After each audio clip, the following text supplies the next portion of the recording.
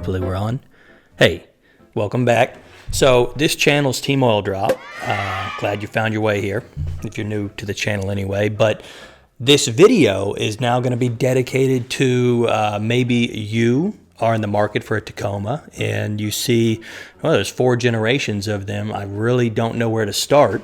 Well, we're going to talk about each generation, the differences. We're going to cover a lot of things. We're going to cover the year range. We're going to cover the trim packages you could get on them.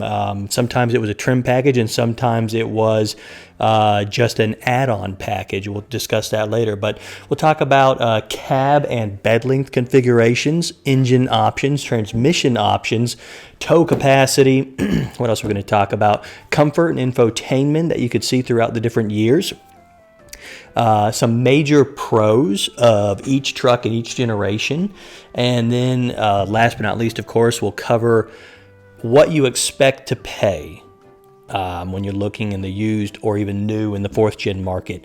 So quick note, we are not going to discuss the 1st gen Tacoma in this video, which ran from 1995 to 2004, mostly because it's more of a collector's market now. And great trucks. We'll talk about them in other videos, but if you're looking for a used Tacoma, you're probably starting at the 2nd gen and up. Again, the 1st gens they're few and far between in good shape, and they fetch a premium, just as 2nd gen and 3rd gens are now starting to do. So, if you're new here, this is Team Oil Drop, and we are primarily a maintenance channel. We really want to keep Tacomas on the road as long as possible. There is no better generation. You can't go wrong with any generation. In fact, this is my 6th Tacoma. A little bit of a list, but this is my 6th Tacoma. And so I've been driving Tacomas for decades now. And I will always drive Tacomas. So, well, more on that. I mean, I've got one kid almost born here soon and one on the way. It's not the best family vehicle, but we've got other videos for that. If you're shopping for a Tacoma, you probably know what you're getting yourself into. Shout out to everyone in the Discord before we start. I think one of the reasons why I wanted to make this video is so many people would ask differences between generations, especially my father-in-law, who's been in the market for years, and he might pull the trigger at one point if I apply enough pressure. But again, this is just for you're either shopping or you just want to learn more about the different generations, or maybe you forgot something and you just want to come back. So this will be a bit of a longer video, but as you'll quickly learn on this channel, I try not to dialogue and ramble too much. Your time is precious. So a couple more things before we jump right in. Tacoma is, for the last 2 decades, been the best-selling mid-size truck. They demand a high price. All generations do, because they are definitely a buy-once, cry-once vehicle. Their resale value, which we'll talk about more in a little bit, has and still is always king of not only the truck market, but all of the North American vehicle market now. So there's a lot to be said, and we'll jump in that here shortly. And shout out to Aloha Exchange, who sent me this shirt. We got talking in the Discord and realized we have done the same 22-mile, very deep jungle Jurassic Park style hike on his island of Kauai. I did this a few years ago. Insert clips now, but so he sent me a shirt. Super cool. So if you ever find yourself in the island of Kauai, check out that little place. So moving on. Okay, so again, we're not covering the 1st gen, that ran from 1995 to 2004. Well, the Tacoma as we know it, and very similar to the size as we now know it, really began in 2005. 2005 was the start of the 2nd gen Tacoma, and the 2nd gens ran from 2005 till 2015. The 3rd gen Tacomas, which the majority of you either own or will own, or if you're a subscriber already, you probably own, still the main portion of this channel, ran from 2016 to 2023. And the 4th gen ran from, it's running now, 2024 and up. I expect the 4th gen to go for probably 8 years. I think in 5 to 6 years, we'll start getting all that clickbait on the internet about the 5th gen Tacoma has been leaked or something, whatever. But I think the 4th gen will run minimum of 7, maximum of 10 years. That's just that's how Toyota does it. They do it right the first time. They work out any tweaks over the next several years, or really the first 2 years. They work out the tweaks, and then they continue to sell that. While other manufacturers, I think Ford is on now their 14th generation. Don't quote me on that. I don't look at the F-150s enough, but yeah, speaking of F-150s, a lot of other trucks jump through hoops quickly, but part of the reason why the Tacoma maintains that resale value is it doesn't change very often. It continues to be what it is from the day you bought it. For example, if you own a 2016 Toyota Tacoma like me, and your neighbor owns a 2023 Tacoma, both third gens, both same engine, unless you got the 2.7 option, you wholly have the same truck. There's really no major differences, except you'll see some infotainment options on the inside change. So just know that buying an earlier year of a generation doesn't mean you're going to get surpassed by later years of that generation at all. Yeah, so moving on. Oh, one more note on generations. Again, this is a maintenance channel, so the second gen, a lot of the maintenance videos will cover.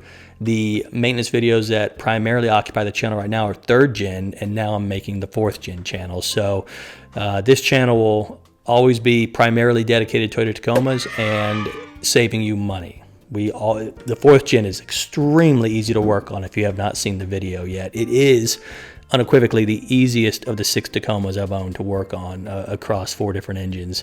I know, mind-blowing, but you'll see in another video why. So let's talk about trim package options, or trim packages / options. And this can be a little confusing, and I'll explain why. Second gen Tacomas did not sell the trim level TRD Off-Road, TRD Sport. Those were packages that you would add on to the truck when building it. So, don't get too wrapped around the axle on that. They largely mean the same thing, which we'll talk about.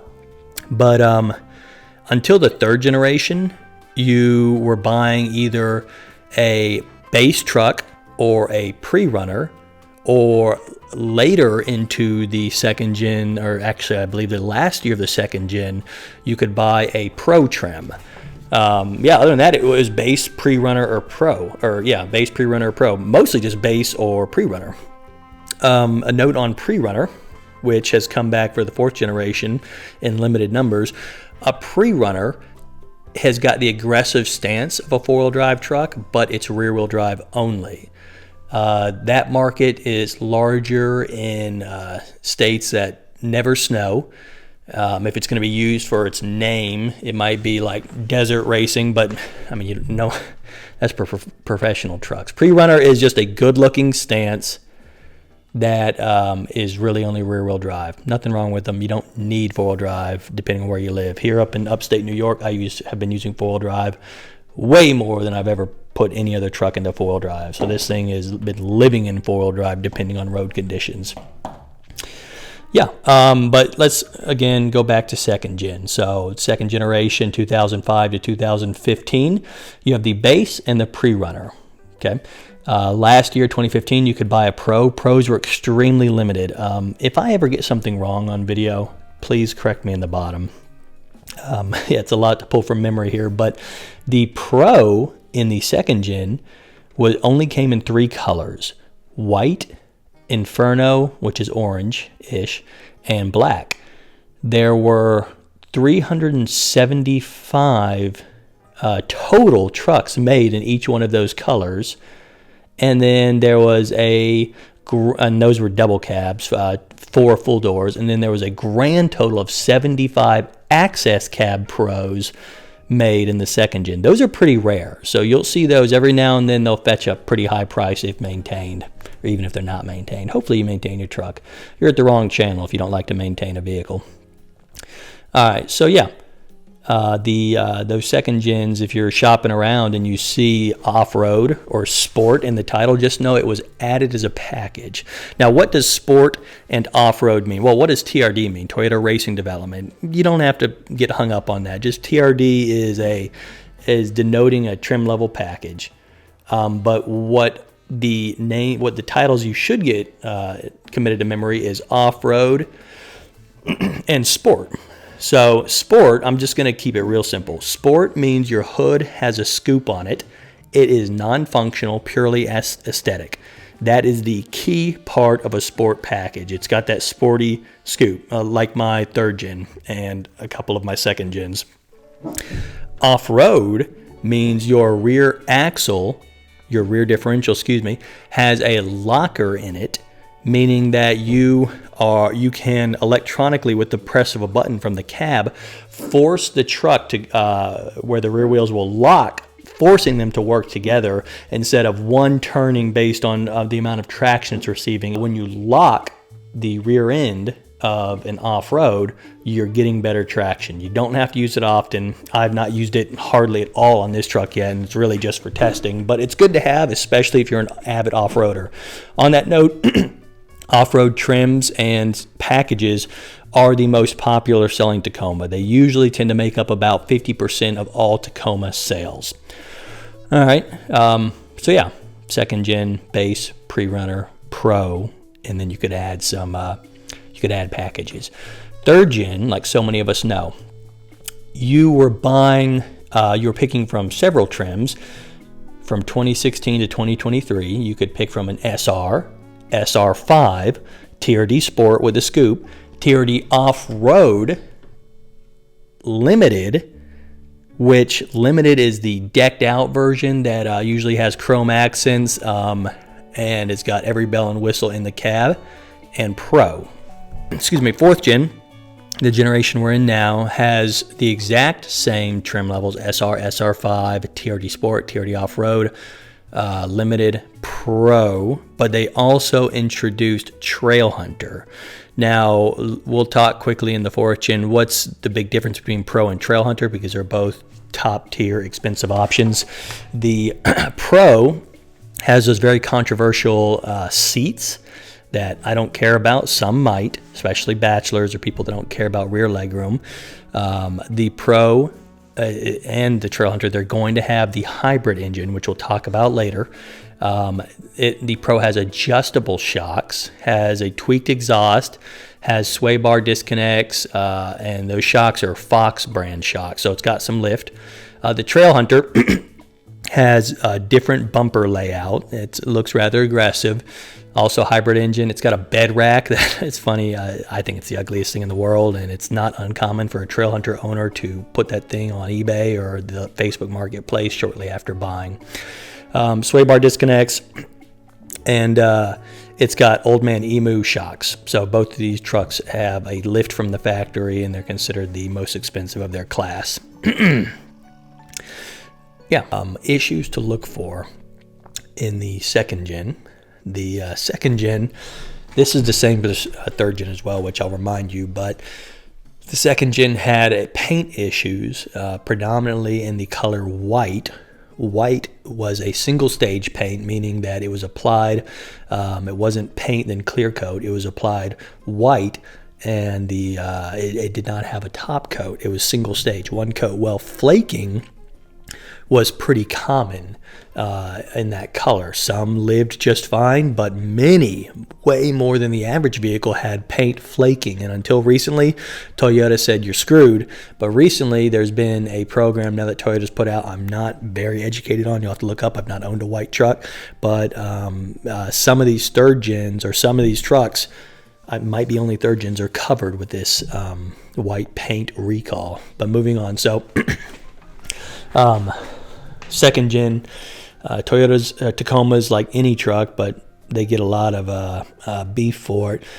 Can have rust issues on the frame. So if you're going to be shopping, look for any rust, not just surface rust, but actual pitting rust, where if you can flake it away and you can see through things, that's obviously a problem. If you're ever curious if, is this rust too bad for this truck, hop in our Discord, post a picture, and we'll help you out. We'll steer you in the right way.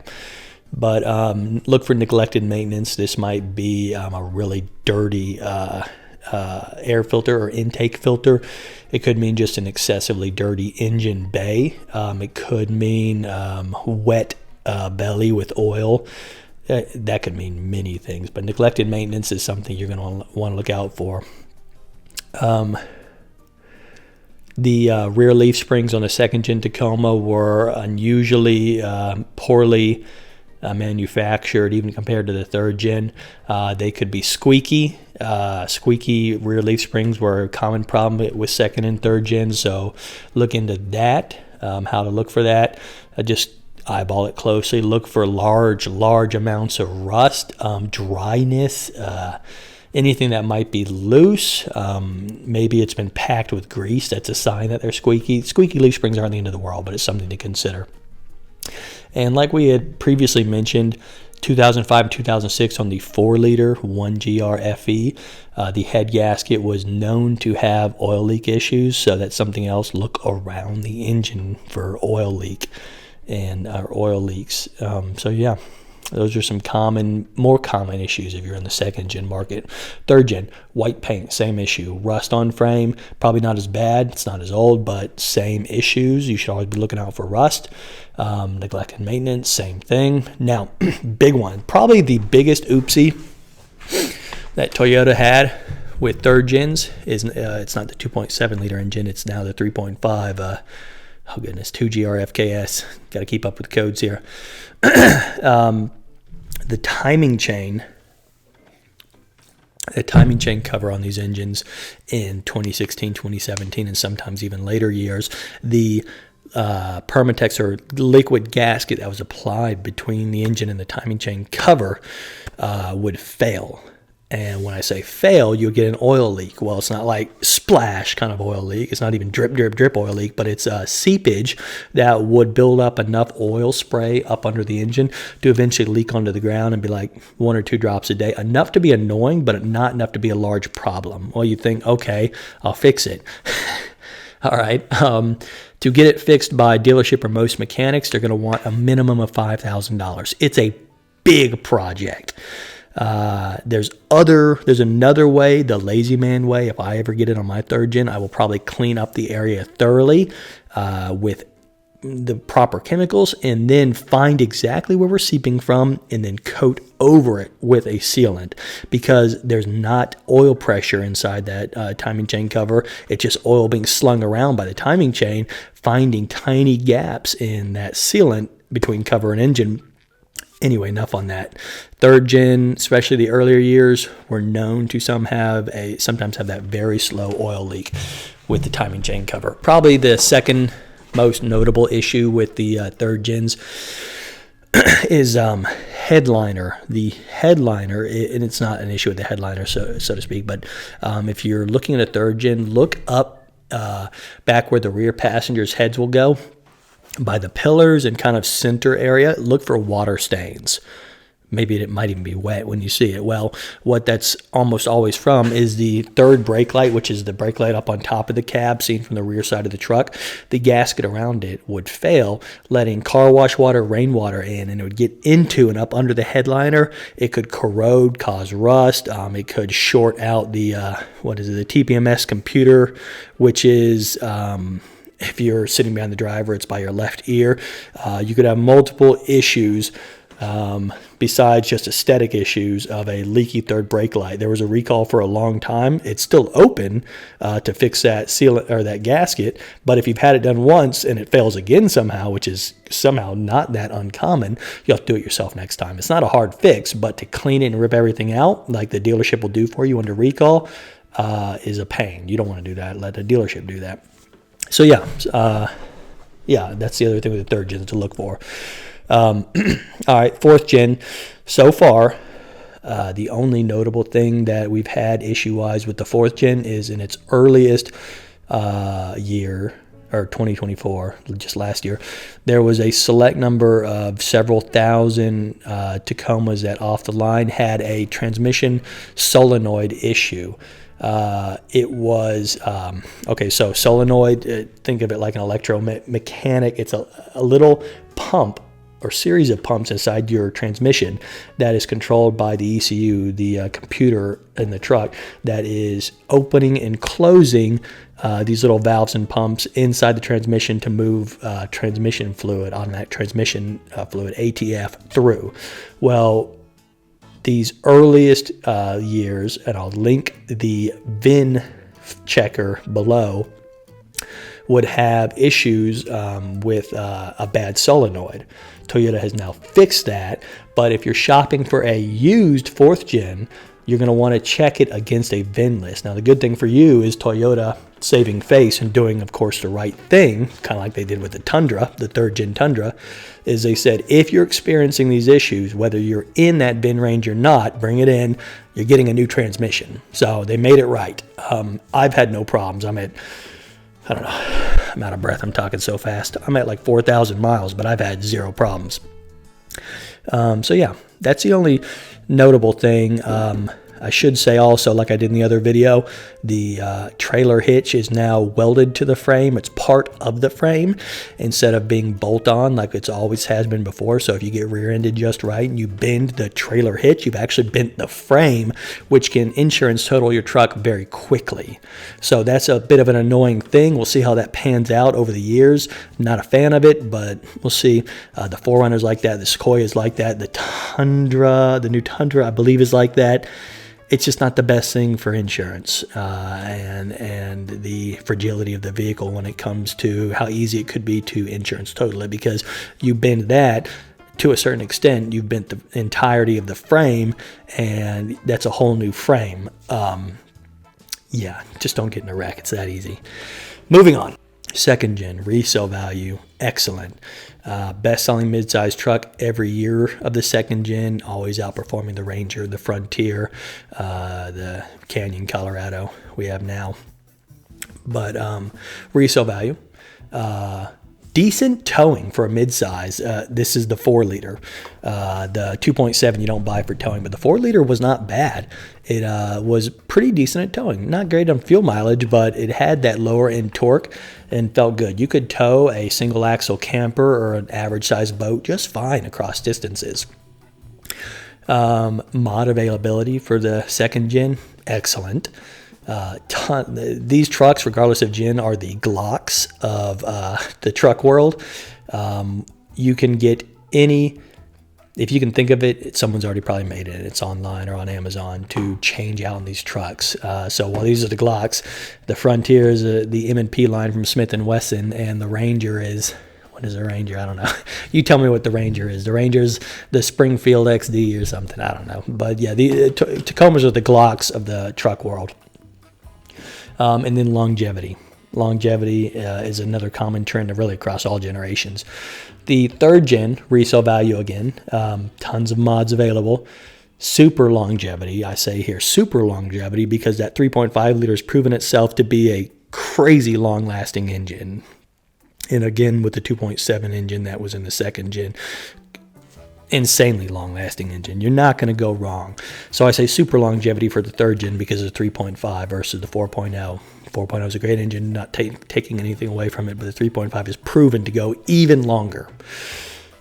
Now, the 4th gen, super resale value. Super resale value. And I say, okay, what do you mean by super resale value? Well, if you go into KBB, whether you consider KBB a viable source or not, I've never seen the resale value this high on the Tacoma, but KBB for 2024 gave the 4th gen Tacoma the 2nd highest resale value of not any truck, not any midsize truck, but of any North American vehicle on the road today. 2nd highest, only behind the Bronco, probably because of the cost and collector value of the Bronco. So this truck beat out every other truck, every other car, and is only 2nd to the Ford Bronco in resale value for 2024. And Tacomas have always been super high resale value. You buy once, you cry once. You have to pay for them, but you're going to make money back when you go to trade in or trade up or sell in the private party. Okay,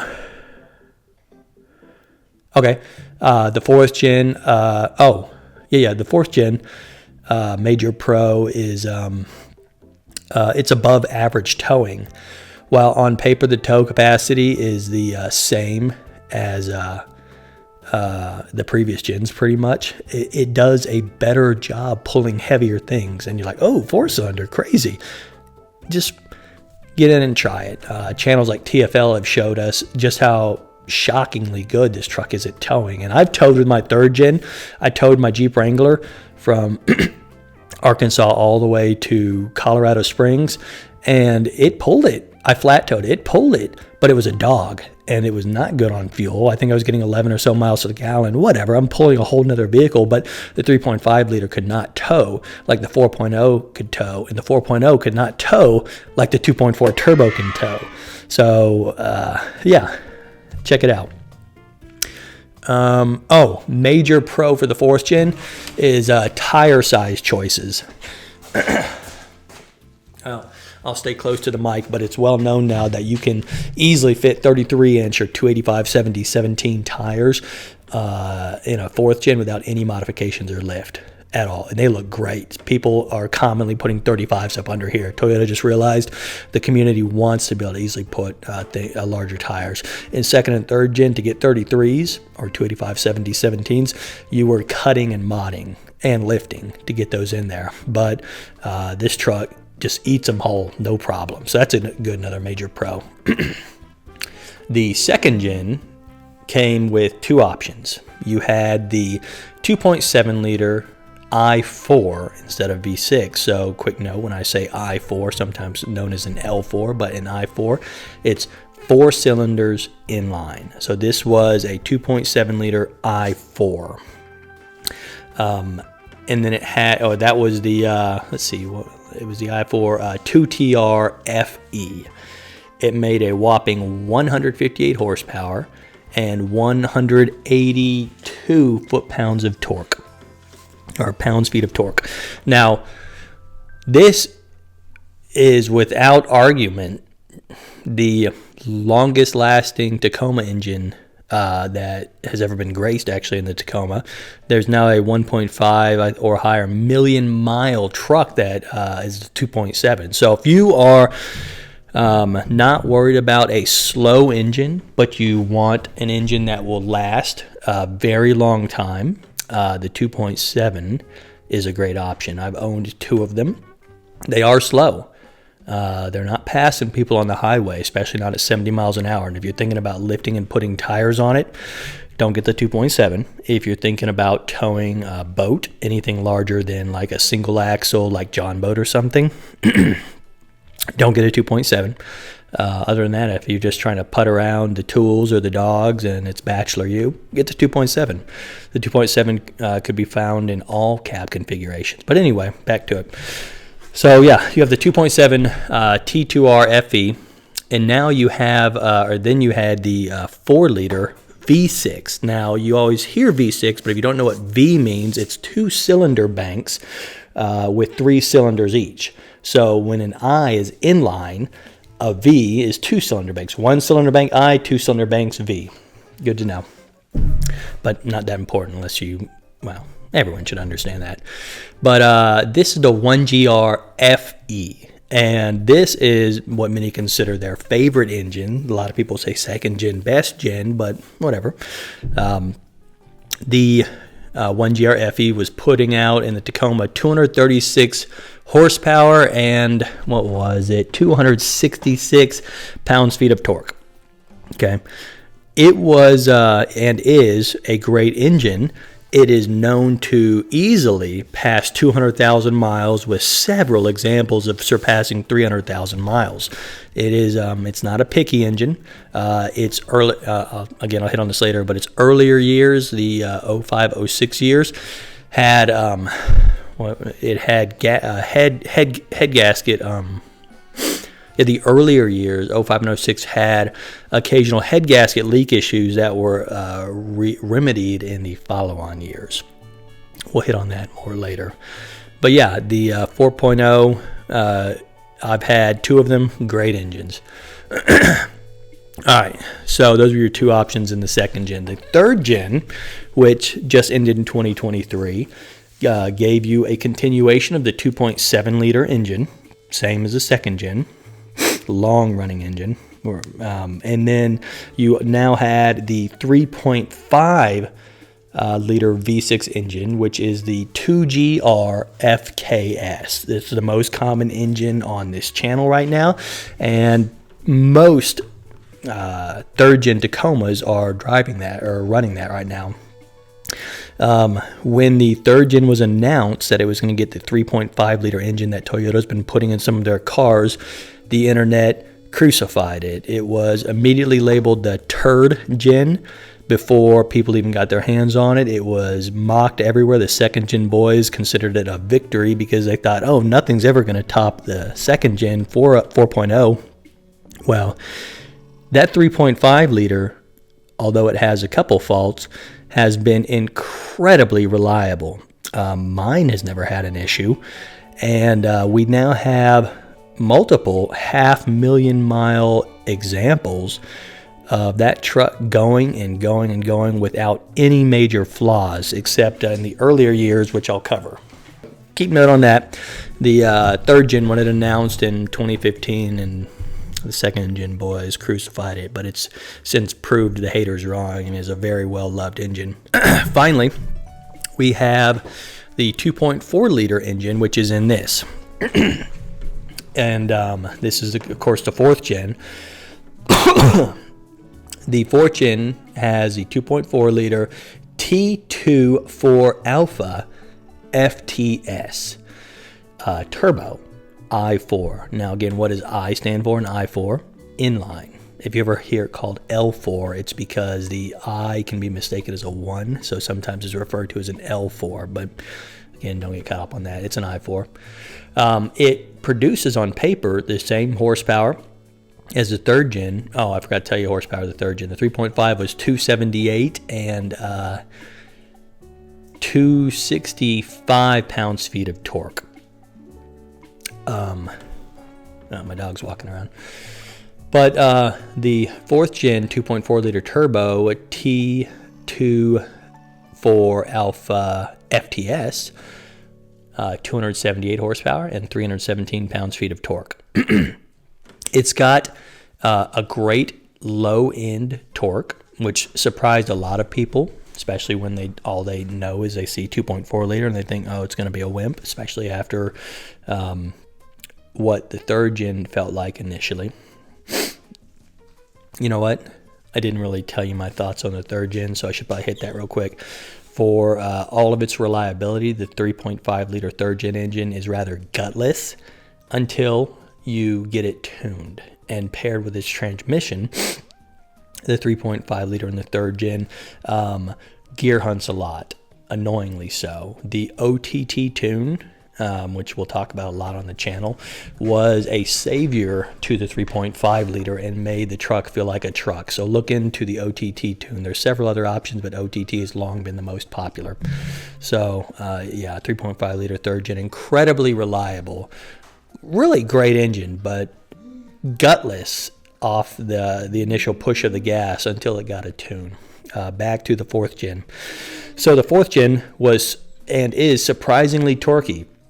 It operates a lot of its initial low-end torque in low RPMs, or rotations per minute of the engine, which gives it a off-the-line, really quick oomph feel.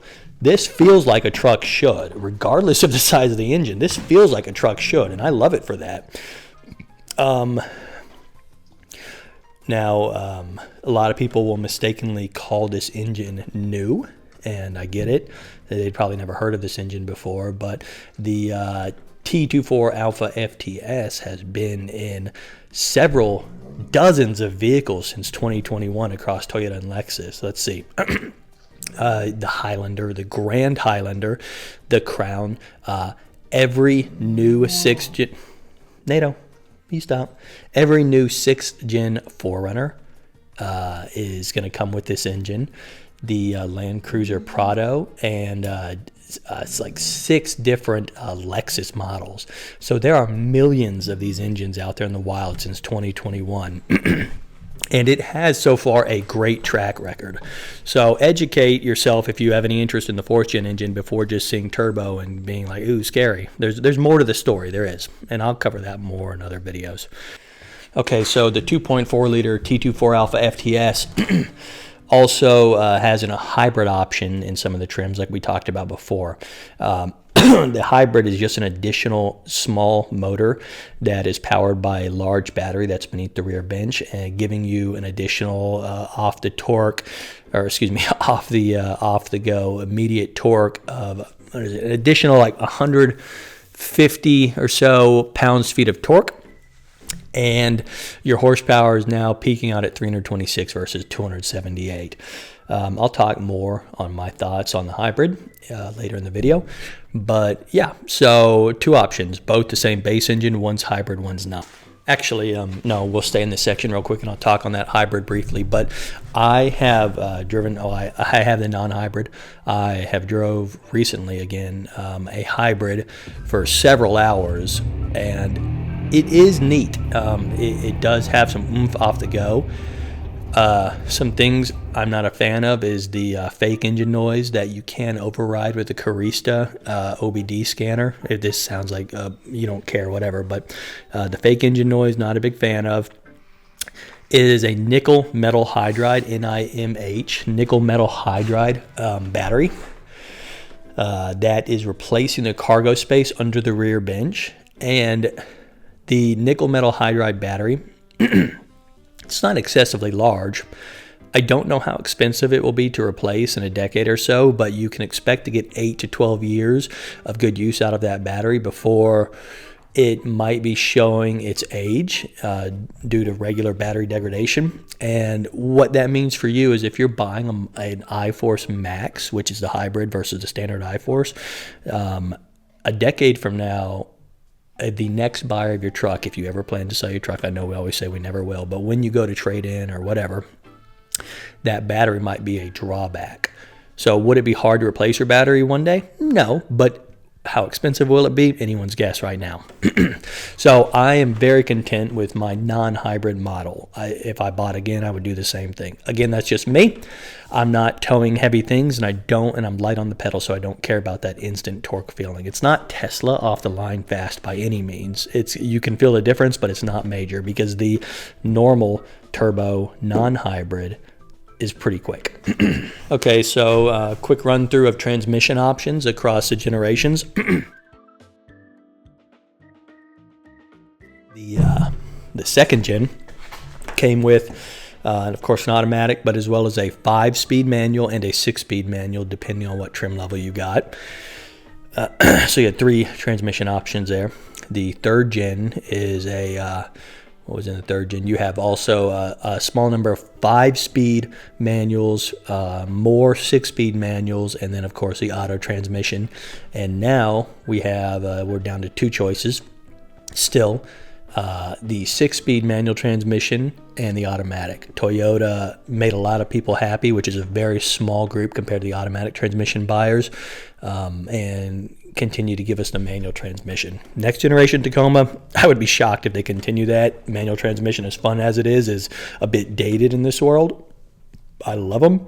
I definitely even considered buying this in the manual transmission, but for the very few times my wife drives my truck, she has never been able to, well, she hasn't really given it that much time, but she's never been a fan of a manual transmission. So I'll get one day. It'll be probably a 1991 Toyota pickup manual transmission, and I'll be content. But yeah, so still got the manual transmission, always have across all the gens. Thank you, Toyota. Moving on. Okay, so this is where you start seeing technology in the comfort and infotainment section kind of rapidly change across the years. But the second gen, this is where you might correct me if I'm wrong, because the Canadian trucks and the US trucks could come with different options as well. But the second gen had a leather option starting in 2013, but from 2005 to 2012. From 2005 to 2011, you got cloth seats. And then seat warmers were incredibly rare, usually only later years. So seat warmers, which most of us consider now just a normal thing up here in New York State. I'm very glad I got them. But yeah, seat warmers were later options.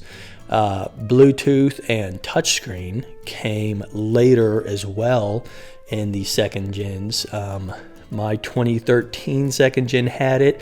My 2009 most definitely did not.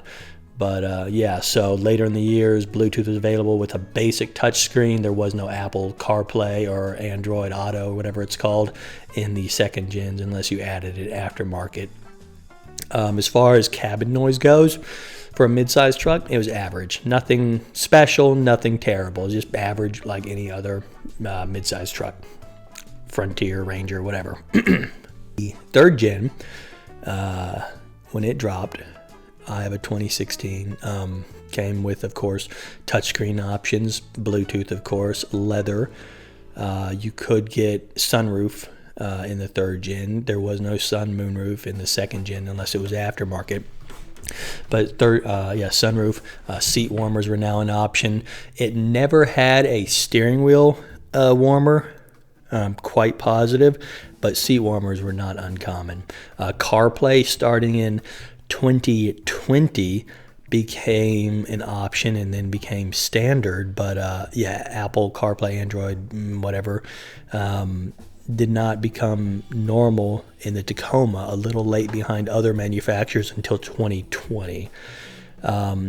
You could frequently find a wireless phone charger in the third gen towards the front down low of the console, just to the right of the driver's right knee. It's terrible.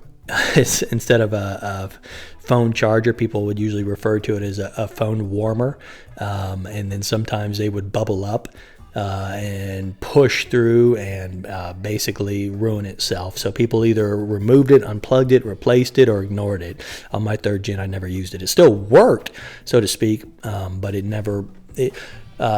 it wouldn't charge faster than the phone would discharge when you're running any basic app like Maps or music or something. So I'd never bothered with it. Cabin noise in the third gen was a slight improvement over the second gen, I would say. Again, nothing special. Perfectly fine for long trips, but it was not like, oh, this is nice. It was just, okay, this is a truck. It's a truck. This is a big one. The third gen in the non-electric adjustable seats, so manual adjusting seats, had a terrible leg angle. How do I say this?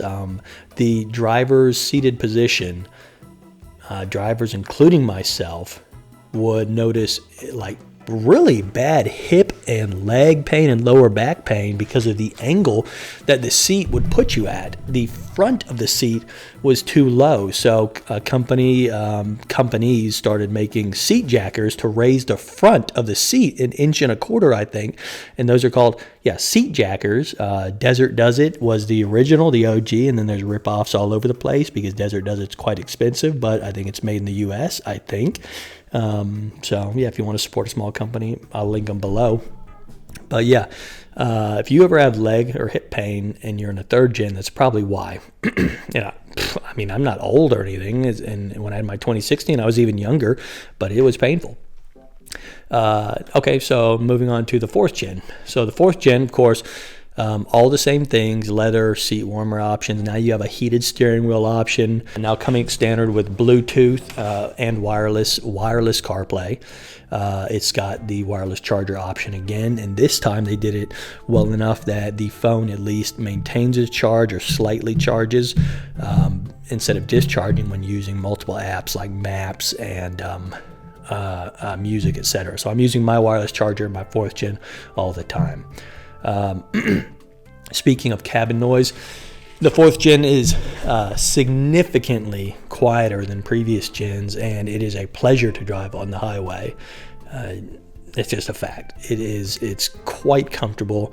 The seating arrangement positions feel much better than previous generations. That is one major upgrade over previous generations. So with those trim and package options, of course, come cab and bed length configurations. Now, as we progress through the generations, excuse me, you lose cab configurations, and let me explain that. So, second gen had a regular cab, which was my very first Tacoma in indigo blue, 4-wheel drive, 2.7 liter, 5-speed manual, regular cab Tacoma. So regular cab, 2 doors only. Then there's the Access cab, which would have kind of half suicide swing out doors, giving you better access to the rear of the cab. Then, of course, you have the most common, the double cab. And then your bedlings could come in short and long, which, without diving into the exact measurements, just consider the short bed of 5 foot and the long bed of 6 foot. I've had both, and I personally prefer long bed, but your garage size or your use for the truck might dictate that. So yeah, second gen had 4: regular cab, access cab, double cab. 3: regular, access, and double. The third gen got rid of the regular cab. If you ever see a third gen looking Tacoma that is a regular cab, it's a product of usually a company in Mexico. I think there's also a company in California that takes a second gen truck, puts a third gen face on the front, and it's really cool looking. I'll put some pictures up. But yeah, the third gen got rid of the regular cab. It was a money move. They just weren't selling enough, but a lot of people missed it. But most people, of course, still buy the double cab. So third gen was access cab and double cab, also with the short and long bed length options. Now we're in the fourth gen, and you have only 2 options. You have the access cab with a note. The access cab, I think it looks good. It's not as practical as previous access cabs, but there's no more swing out doors. You just have the driver and passenger door, and then the room behind the driver and passenger seats is the access cab area. A lot of people that get these trucks convert the rear seat area into a spot for their dogs or their tools. And then, of course, more commonly, you have the double cab. And like all generations, you have short and long bed lengths. Last but not least, let's go into the true cost, what you should expect to pay in the used market for the previous 2 gens and in the new market for the 2024. So starting with the second gen. Now for second gen, these stats are going to come from if the truck is kind of mid-year range. So I'm using a 2012. We're going to go with it's decked out with the package of TRD off-road package instead of trim because it's a second gen. And we'll say there's 120,000 miles on it. You might consider that high, but for a 2012 truck 12 years ago, that's actually low. Yeah, crazy, right? 13-year-old truck. We'll say it's got 120,000 miles. You should be expecting to pay in good condition, which most vehicles are in good condition, ballpark of $15,000. Okay.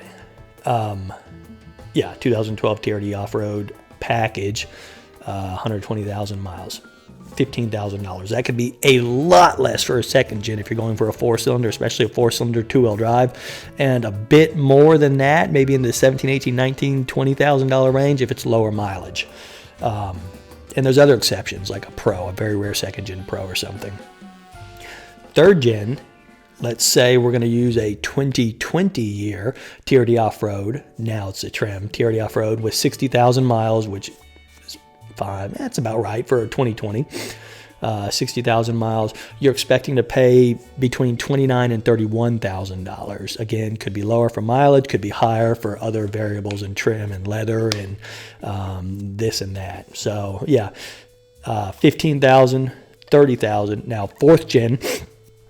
As this one sits, I love this part because so many people repeat the same stupid things on the internet. The fourth gen's a $65,000 truck. Okay, whatever. Here we go. The fourth gen starts at $32,000 and tops out at $65,000 from the base to the Pro trim. This TRD off-road like this was cloth seats, larger screen, heated steering wheel, heated seats, electric seats, long bed, etc. This will run you about $49,000. It's not a hybrid either, but this is ballpark of $49,000. You can still find 2024s that are discounted to make room for 2025 models. You could get this set up as cheap as right now for about $45,000. So again, average cost across gens, $15,000 for second gen, $30,000 for third gen, and $45,000 for this setup, 45 or ish higher or so for this setup for the fourth gen. yeah, I'm going to do an entire video on myth busting all this stupid crap that we hear about from the 4th gen. I'm so sick and tired of misinformation. Go buy a Nissan Frontier. I don't care. I hate misinformation. All the other midsize trucks are fine. Just stop listening to, anyway, you know how much I hate that crap. So yeah, that is pretty much wrapping up our video. If you have questions below, hit us up. If you enjoyed this or found it useful, subscribing always helps the channel and keeps us going. This was a really long one. Might be the longest video to date, but I want to thank you for hanging out. Hopefully we educated you on some things and you're in the market and you're going to buy a truck or a Tacoma. Once you do, or if you already have one, hop in the Discord, join the group. There's over 1,000 people in there now. We're giving away stuff constantly. I need to take a breath, but yeah, a lot of good things. And yeah, thanks for hanging out. See you next time on Team Oil Drop.